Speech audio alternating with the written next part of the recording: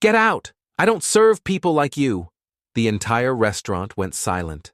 Derrick Johnson clutched his empty stomach, his throat dry from hunger.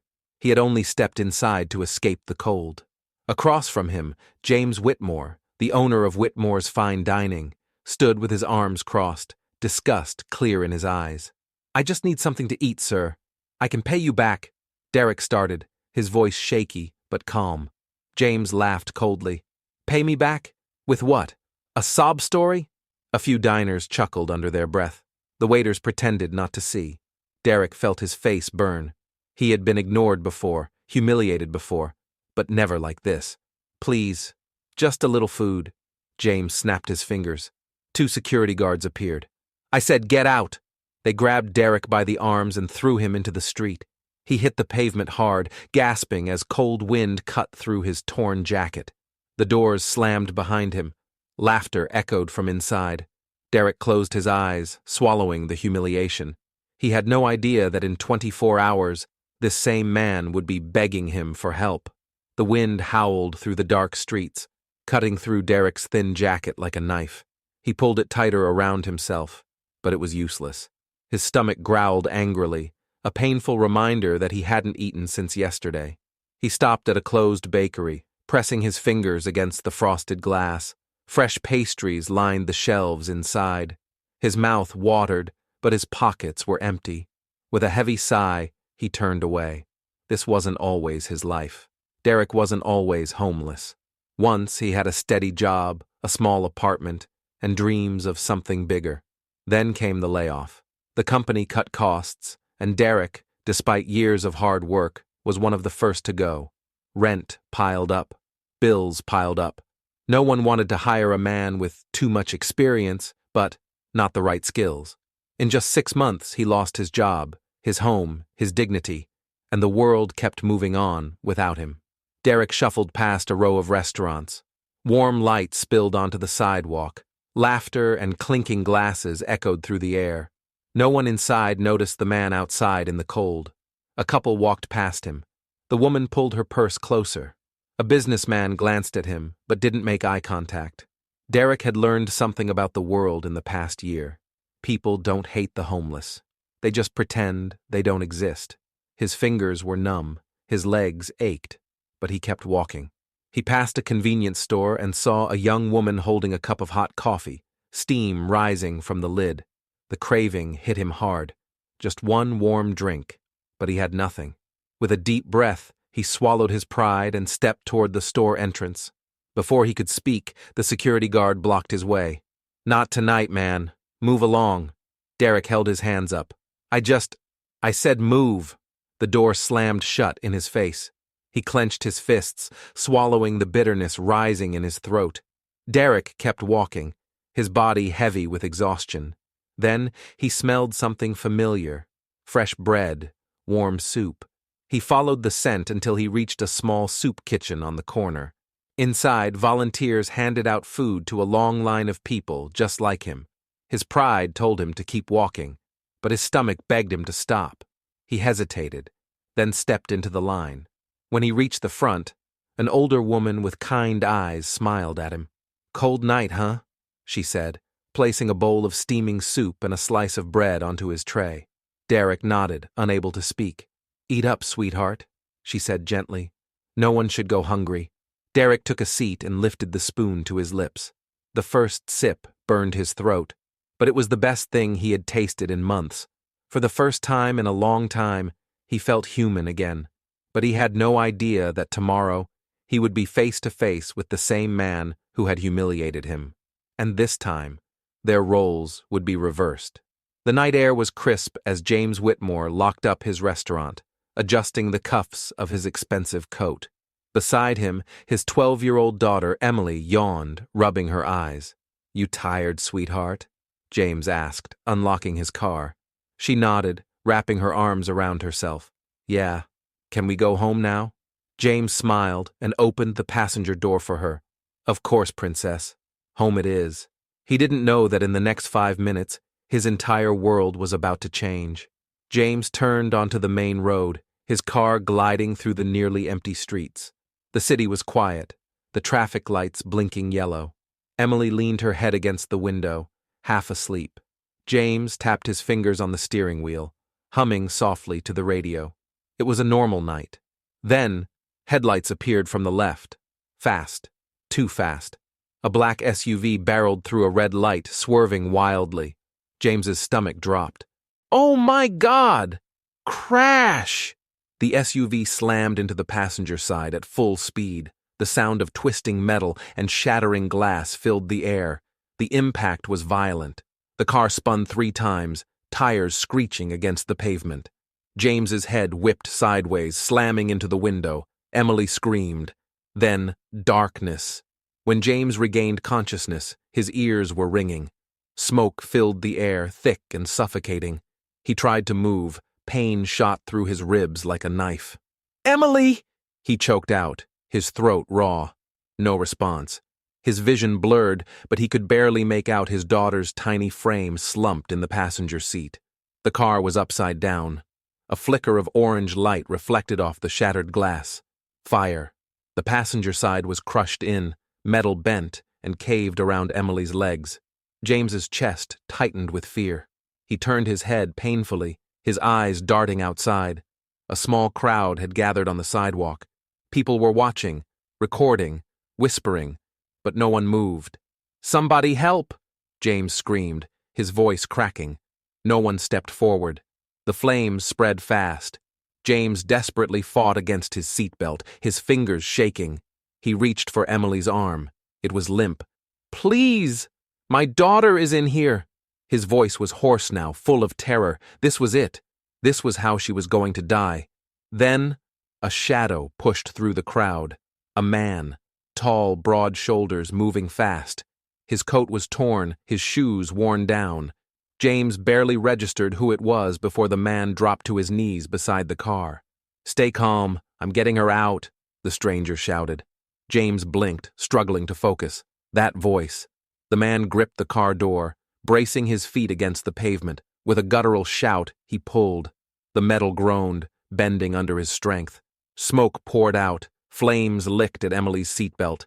James's vision cleared just enough to see who had come to save his daughter. His heart stopped.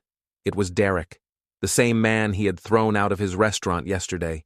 The man he had mocked, humiliated, and discarded like trash. And now, that man was saving his child's life. Derrick walked slowly along the sidewalk, his arms wrapped tightly around himself as the bitter night wind cut through his thin jacket. The streets were quieter now, mostly empty, except for the occasional car passing by. His stomach growled, but he ignored it. Hunger was a familiar pain. Then, he heard it. A loud crash, a woman screaming. Derrick's head snapped toward the sound. Down the street, a car lay upside down, flames licking at the crumpled metal. People stood nearby, watching, filming, but not moving. Derrick's chest tightened. "Somebody help!" The voice was desperate, frantic. A father's voice. Derrick didn't hesitate. He ran. Derrick's lungs burned as he sprinted toward the wreckage. The closer he got, the more he could feel the heat from the growing fire. A man, blood on his forehead, panic in his eyes, was struggling inside the car, and in the passenger seat, a little girl, trapped, unconscious. The fire was spreading fast. Derrick's instincts took over. "Hey, can you move?" he shouted at the man. The father snapped his head up. Their eyes met.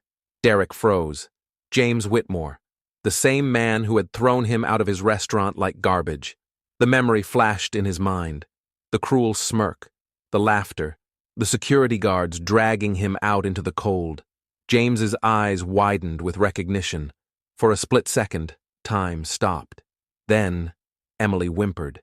Derrick's hesitation vanished. Derrick gripped the mangled car door. The metal was warped, jammed shut.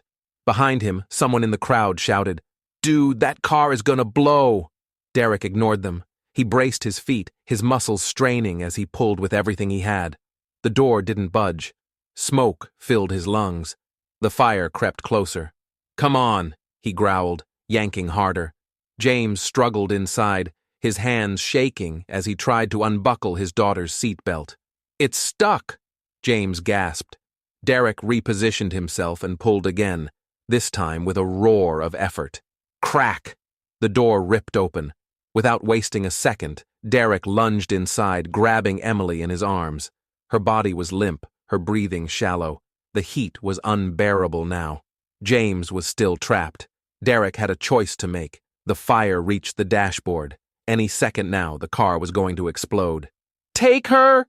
James shouted, his voice breaking. "Save my daughter!" Derrick hesitated. He could try to pull James out too, but it might be too late. Another explosion shook the car. There was no time. Derrick turned and ran. Just as Derrick reached the curb, boom! The car erupted in flames. A shockwave ripped through the street, sending heat blasting in every direction. People screamed. Glass shattered. Derrick shielded Emily with his body, hitting the pavement hard. For a moment, everything went silent. Then, Emily stirred in his arms. Derrick exhaled in relief. She was alive. And behind him, James Whitmore was still trapped in the flames. The air was thick with smoke. Sirens wailed in the distance. Derrick lay on the pavement, his chest rising and falling rapidly. His arms were still wrapped around Emily's small frame, shielding her from the heat of the explosion. His ears were ringing. His body ached. But he didn't let go, because for the first time in a long time, someone needed him. A moment later, Emily stirred. Her small fingers twitched against his chest. Then, her eyes fluttered open. She blinked in confusion.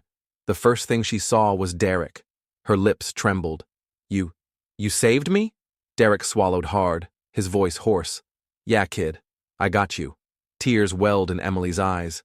Then, her tiny arms wrapped around his neck. "Thank you," she whispered. Derrick's throat tightened. Anytime.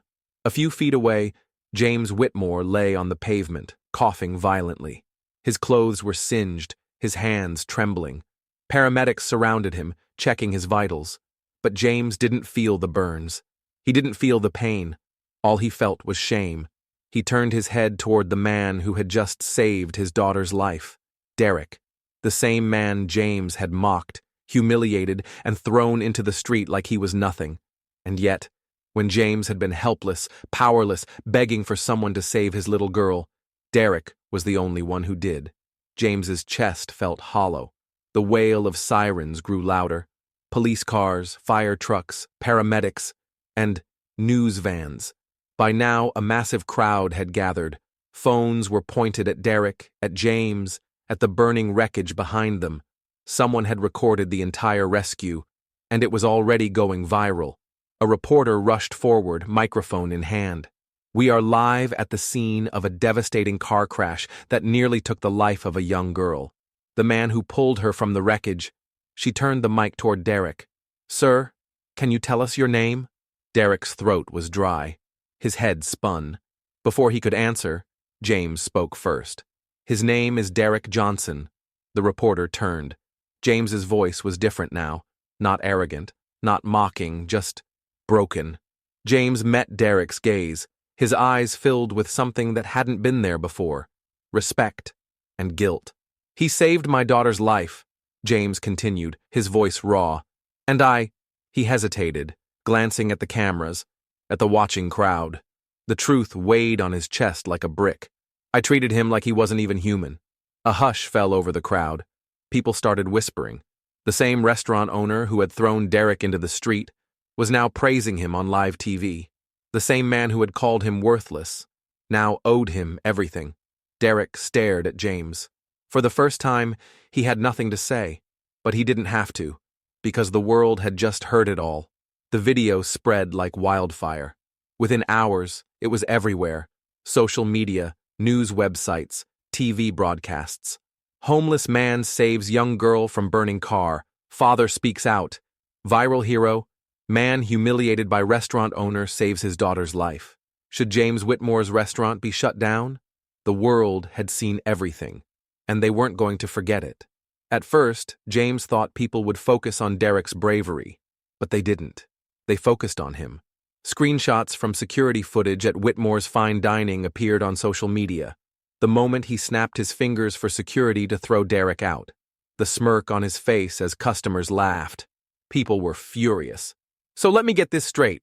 This rich restaurant owner threw out a homeless man, and that same man saved his kid's life?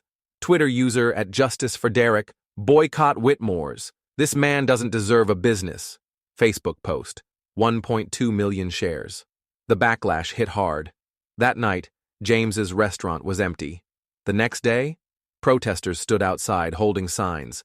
Don't eat here. Owner humiliates the homeless. Close this place down.